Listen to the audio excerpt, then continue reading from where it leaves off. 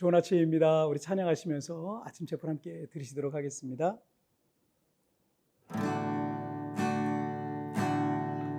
주님 말씀하시며 내가 나아가리다. 주님 뜻이 아니면 내가 멈춰서리다. 나의 가고 서는 것 주님 뜻에 있으니 오 주님 나를 이끄소서. 뜻하신 그곳에 나 있기 원합니다. 이끄시는 대로 순종하며 살리니 연약한 내 영혼 통하여 일하소서. 주님 나라와 그 뜻을 위하여 오 주님 나를 이끄소서.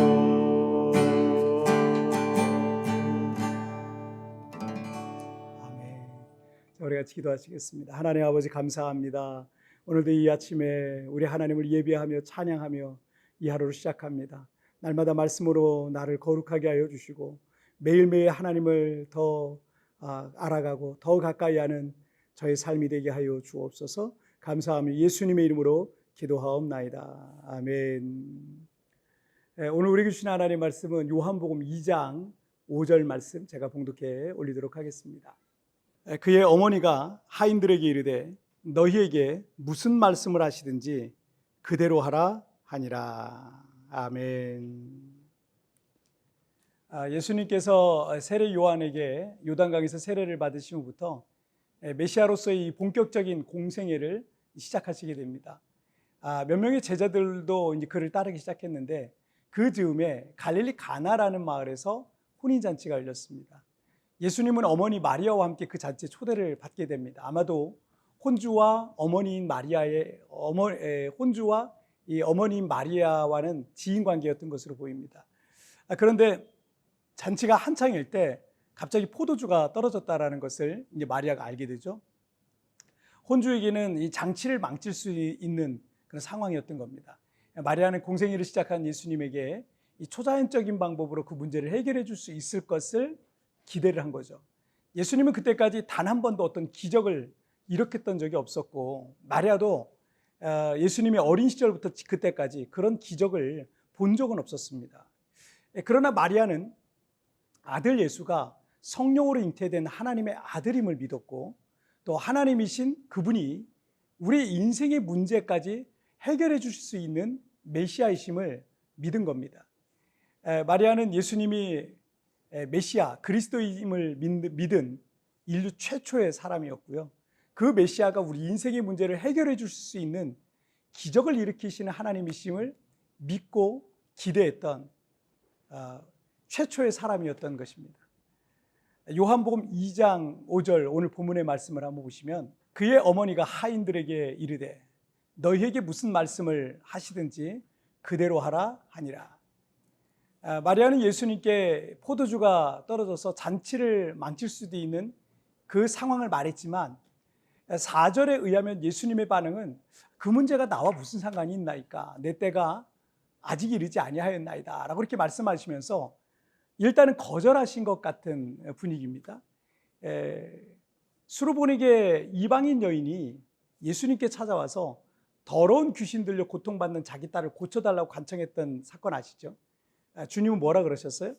이 자녀로 먼저 배불리 먹게 할지니 자녀의 떡을 취하여 개들에게 던짐이 마땅치 아니하니라 라고 이렇게 말하면서 어쩌면 심한 모욕으로 들릴 수 있는 말을 하면서까지 이방인 여인의 청을 거절하셨던 적이 있습니다. 하지만 그 여인은 주여 올소이다마는 상 아래 개들도 아이들이 먹던 부스러기를 먹나이다 라고 이렇게 예수님에 대한 기대를 결코 포기하지 않았던 장면입니다. 그리고 그 즉시 귀신 들려 고통받던 딸이 치유된 사건이 있었습니다. 우리가 어떤 일을 하다가 또 기도하다가 포기하는 이유는 전적으로 신뢰하지 못하기 때문인 겁니다. 저분은 반드시 나를 도와줄 수 있는 분이야 라는 이 믿음이 있으면, 그리고 만약에 0.0001%도 의심이 없이 전적으로 신뢰한다면 상대방이 거절하고 또는 모욕적으로 들릴 만한 말을 한다 할지라도 절대 포기하지 않죠. 왜냐하면 저분이 나를 반드시 도와줄 걸 내가 믿으니까. 반드시 나의 이 곤란한 이 상황을 해결해 주실 수 있는 분임을 믿기 때문에 그렇습니다. 우리 교회가 있는 이 필리핀 세부는 관광지이지만 관광 올 때와 달리 이곳에서 살아가는 사람들에겐 한국과는 많이 다른 인프라와 환경 때문에 힘들어하시는 분들이 많습니다. 그래서 적응하는데 시간이 좀 필요한데, 좀 적응해 보면 이것도 나름 살만합니다. 어떤 문화와 환경이든 장단점이 다 있기 마련입니다. 이곳의 장점을 보는 분들은 여기서 오랫동안 더 나은 생활을 하실 수 있지만, 단점만 보는 분들은 이곳에 대한 기대가 하나도 없기 때문에 아무 소득 없이 시간만 낭비하고 또 물질만 낭비하다가 이 세부에서 철수하는 모습을 제가 그동안 목회하면서 종종 봐왔습니다.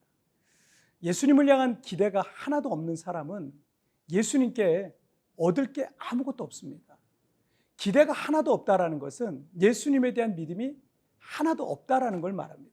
하지만 예수님에 대한 기대가 크면 클수록 그의 인생 속에는 주님께로부터 받은 은혜들이 클 것입니다. 왜냐하면 주님을 전적으로 신뢰하기 때문에 그렇습니다. 주님을 신뢰하는 이들을 하나님은 결코 실망시키지 않으시는 것입니다. 마리아는 예수님께 잔치에 이 포도주가 떨어진 문제의 해결을 요청했지만 거절하는 듯한 말씀을 들었습니다. 그러나 마리아의 기대는 어떤 상황과 환경과 말들 속에서도 변하지 않았어요. 그래서 그 잔치집의 하인들에게 너희에게 예수님께서 무슨 말씀을 하시든지 그대로 하라라고 말해놨던 겁니다. 이 마리아의 믿음은 확고했던 겁니다. 그리고 무슨 말씀을 하든 절대 순종하는 것이 곧 기적을 일으킨다라는 사실 또한 마리아는 믿고 있었던 겁니다. 열왕기하 5장에 보면 문둥병으로 고통받던 이 아람의 나아만 장군이 나오죠. 그는 엘리사 선지자로부터 요단강에 몸을 7번 씻으면 문둥병이 나을 것이다라는 말을 들었을 때 믿겨지지 않았습니다. 하지만 그래도 7번 순종했을 때 병이 깨끗하게 나았던 겁니다. 성경에서 7번이라는 것, 완전수가 몇 가지 있는데 7번이라는 것은 완전수입니다. 즉 하나님은 우리에게 완전한 순종을 바라시는 겁니다. 예전에 운전을 처음 하는 분들 중에는 아무리 가속 페달을 밟아도 차가 잘 안 나가서 왜 차가 잘 안 나가지 하고 이렇게 보면 이 초보 운전 때 그런 실수를 많이 하는데 사이드 브레이크가 올라가 있는 거예요. 자동차도 매뉴얼을 완전히 따르지 않으면 잘 안 나갑니다. 우리 인생에 자꾸 브레이크가 걸리고 문제가 생기는 이유 중에 하나는 하나님께서 나에게 어쩌면 무슨 경고를 하시고 있는 중일 수도 있습니다. 뭔가 내가 순종해야 할 부분이 있는 겁니다. 그 사실을 깨닫고 그 부분을 절대 순종할 때 시온의 대로와 같은 인생의 길이 열리게 되는 것입니다. 자, 우리 같이 기도하실까요? 살아계신 하나님 아버지 감사합니다. 오늘도 이렇게 하나님 앞에 어떻게 살아야 될지를 또 깨닫고 알게 하여 주시니 정말 감사합니다. 절대적으로 순종하고 절대적으로 신뢰하는 그런 믿음의 삶을 살아갈 수 있도록 주님 도와주옵소서. 오늘 말씀을 통해서 하나님 앞에 내가 전적으로 순종하고 신뢰하며 나아가야 될 것이 무엇인지 깨닫게 하여 주시고, 그 말씀을 통해서 그 말씀 붙들고 정말 어떤 환경, 어떤 상황, 어떤 말들 속에서도 포기하지 아니하고 믿음으로 나가는 나의 삶이 되게 하여 주옵소서. 감사하며 예수님의 이름으로 기도하옵나이다. 아멘. 네, 여러분 뒤편에 나오는 오늘의 묵상 보시면서 개인적으로 묵상하시고요. 짧게라도 뜨겁게 기도하시면서 오늘 하루 주님과 동행하시길 바랍니다. 내일은 우리 리마인드 3부 메시지를 통해서 여러분 찾아뵙도록 하겠습니다. 여러분 오늘도 승리하세요. 우리 인생에 자꾸 브레이크가 걸리고 문제가 생기는 이유 중에 하나는 하나님께서 무슨 경고를 하실 수 있습니다. 뭔가 내가 순종해야 할 부분이 있는 것입니다. 내가 순종하되 절대 순종해야 할 영역은 무엇입니까?